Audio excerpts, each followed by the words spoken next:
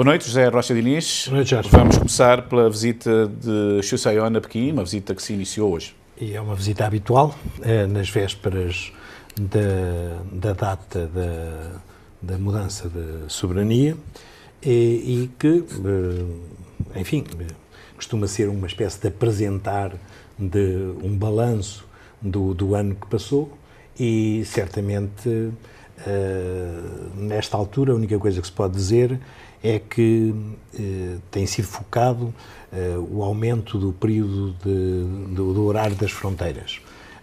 É uma questão que se tem seguido durante alguns anos já e que, bom, mais dia, menos dia, vai precisar de alguma resolução.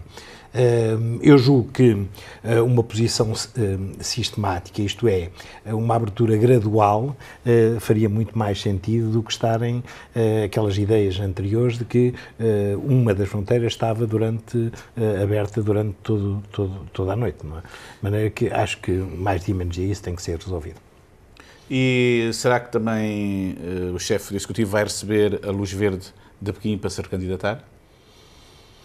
Eu acho que as coisas não funcionam assim, não é?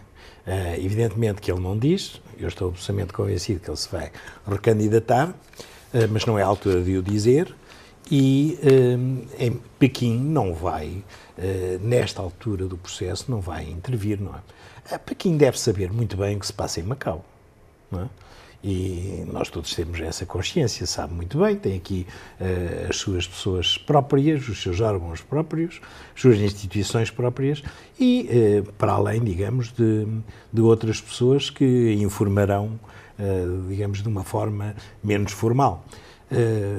Penso, portanto, que há uma ideia generalizada em todos os setores, até já vimos no Kochong dizer que o chefe que deveria continuar, de que 5 anos não é muito e que, portanto, o segundo mandato será o mais normal. A acontecer assim, não se cria um precedente, estabelece a seguinte situação, é que já o anterior também fez 2 mandatos e, portanto, digamos que um mandato passa a ser de 2 mandatos, o que também não surpreende muito, estamos numa terra em que pretende-se uma certa estabilidade e, portanto, faz sentido. O estudo encomendado à Universidade de Macau sobre habitação e que o Governo pretende alargar a uma consulta pública. Bom, faz sentido alargar a opinião pública. E faz sentido, embora me pareça que o escopo do estudo continua a ser muito limitado, porque continua-se a falar muito aqui em Macau do problema da habitação económica e da habitação social. E, neste momento, há já um problema, da habitação em geral.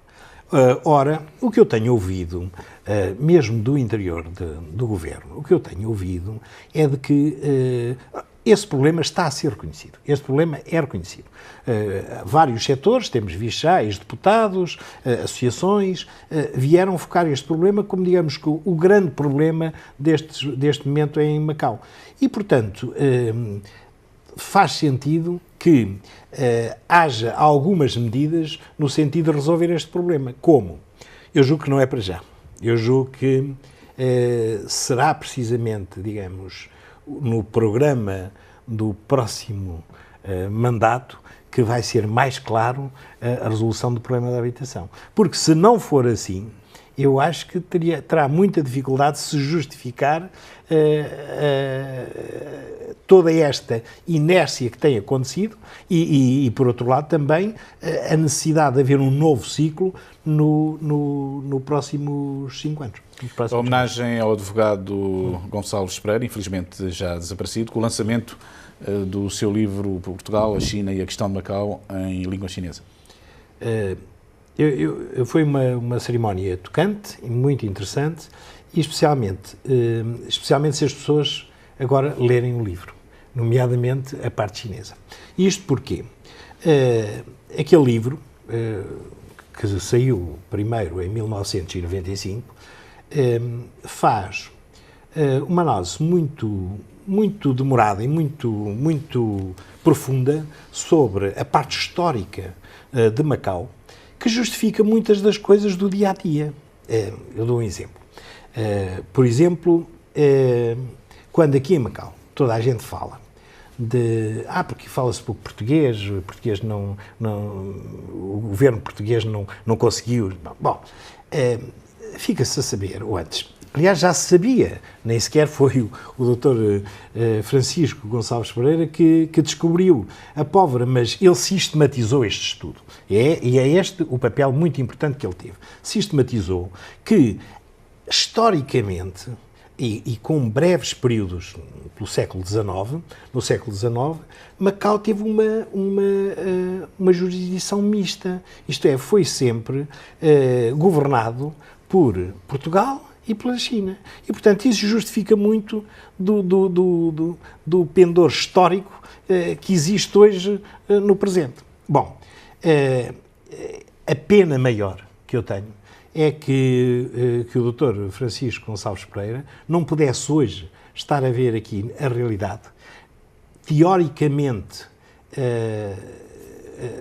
a lei básica, teoricamente, a realidade RAIEM é muito semelhante àquilo que ele previu, é muito semelhante, na teoria. Na própria prática, isso também aconteceu, nomeadamente na diminuição ou na erosão, como ele chama, dos poderes da Assembleia Legislativa em relação ao chefe do Executivo, e era muito interessante que ele estivesse hoje aqui para precisamente... Mas uma erosão que sempre existiu, mesmo no tempo da administração portuguesa. Não. A erosão do caráter autonómico e do caráter democrático é muito maior depois com a lei básica, aliás, previsto por Gonçalves Pereira, é feito depois com a lei básica, onde também, aliás, basta ver o que sucedeu mesmo fora da lei básica, com o pendor daquela comissão de Zwolle, da comissão preparatória que à última hora apareceu em Zwolle, que precisamente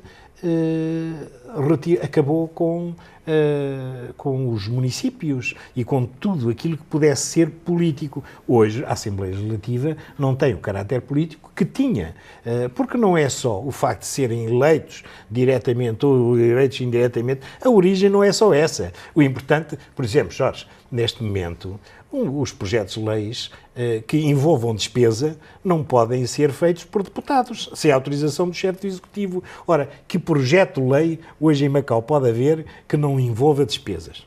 Por exemplo, não é? Bom, portanto, nessa medida, teria sido muito interessante que ele hoje, para lá de todos os aspectos pessoais que os amigos melhor e os mais próximos, melhor até do que eu, podem com certeza estabelecer, mas seria muito interessante que ele hoje nos pudesse fazer essa sistematização que realmente também fez em relação ao passado. Outra homenagem a Jorge Álvares, o primeiro navegador português que chegou aqui ao Oriente. E foi uma cerimónia simples, mas uma cerimónia muito interessante. Há que saudar os promotores, porque lembraram uma data que é histórica e com a única intenção de lembrar essa data que é histórica. Foi realmente o primeiro. Também ainda hoje não se conhece muito bem certos detalhes dessa história, não é? Detalhes históricos, mas foi realmente o primeiro que aqui chegou, foi daqui que nasceu Macau. Bom, tudo isto é muito controverso do ponto de vista histórico, não é? Mas é uma realidade que há uma relação entre Portugal e a China com 5 séculos. Embora perceba-se que a China, do ponto de vista institucional, não queira muito, não aprecie muito isso, uma vez que sempre foi a chegada de um navegador estrangeiro. Mas na altura esse prurido não existia, porque na altura tratava-se de comerciar. Esse problema surgiu muito mais tarde, e nomeadamente no século XIX, quando o próprio Portugal pretendeu retirar ter o mesmo tratamento que as outras potências estrangeiras europeias tiveram no século XIX. Mas Portugal, através das suas instituições políticas e do governo, não celebrou esta data, este ano. Porque realmente isto não é uma data política. Eu ouvi um dos promotores precisamente focar isso. Ainda bem que não vieram, ainda bem que nem sequer estiveram representados, porque há realmente este problema que já sucedeu há 100 anos. Há 100 anos também já sucedeu um problema, aí foi claro, porque Pequim disse que não celebrem a data. Agora, as coisas não eram certamente não eram tão preocupantes, mas de qualquer modo, ainda bem. Não foi essa a intenção dos promotores, dita por eles, não foi essa a intenção dos que o seguiram, dita por mim, porque também lá estive, e acho que foi... Mas o Governo da REM terá visto com bons olhos esta homenagem? Mas também não vejo que tenha visto com maus olhos. Porque é que o Governo da REM devia haver com maus olhos uma iniciativa de portugueses há muitos anos radicados em Macau e que têm, muitos deles, demonstrado o seu amor por Macau e os seus contributos que deram já aqui ao território, não acho que não. A Fundação Jorge Álvares não acabou por retirar alguma importância a esta celebração por parte do Estado português ou do Governo português? Há 100 anos não havia Fundação Jorge Álvares. Agora, o nome parece-me que o facto pode-se retirar é que talvez não tenha sido boa ideia pôr-lhe esse nome. Bom, mas agora, uma vez que o nome já está, essa é uma história dita e redita, toda a gente já sabe o que se passou com a Fundação Jorge Álvares, mas não tem a ver com o navegador Jorge Álvares, que aqui assentou e que nem me passava pela cabeça que houvesse a ideia de fazer a Fundação. Olha, uma coisa eu acho que é importante, é que muita gente critica a fundação da Fundação Jorge Álvares, mas com a saída da Fundação Oriente, que esteve sempre a prazo em Macau, não sou eu que o diz, são os próprios chineses que o disseram, não é? A verdade é que escasseiam hoje elementos ou instituições que ajudem ao relacionamento entre Portugal e a China, como estava previsto também na Fundação Jorge Álvares. É pena porque temos hoje aqui uma comunidade portuguesa muito ativa, uma comunidade portuguesa muito radicada e a contribuir muito para que Macau continue a prosseguir bem, e é pena que às vezes faltem esses instrumentos, até de estudo, para dar meios para que as pessoas possam continuar essa tarefa. José Roça Muniz, ficamos por aqui. Antes, Jorge, também... talvez desejar, como vou embora, não é? Desejar a todos os telespectadores boas festas e depois cá estaremos no próximo ano. Então, fica Obrigado. E assim também. Obrigado. Fica então a mensagem.